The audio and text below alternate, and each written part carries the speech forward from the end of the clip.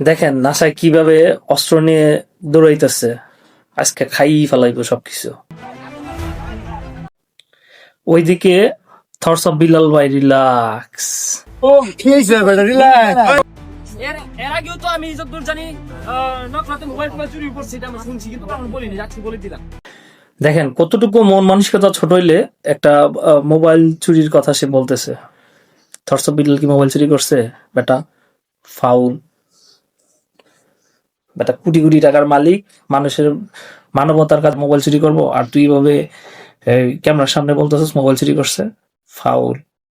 আমরা ড্রাইভার এই ফেলাকে একটা মানবিক কাজ করতেছি, কয়েকদিন বিশৃঙ্খলা ঘটে, এটা পরে আগে শান্ত করে। দেখেন ভাড়াটিয়া সন্ত্রাসী না বলতেছে যে এলাকার সবাই এসে থামায় রাখছে। এই যে ভাড়াটিয়া সন্ত্রাসী আনছে, নিজে কিরকম ভাবে লাফাইতেছে দেখেন।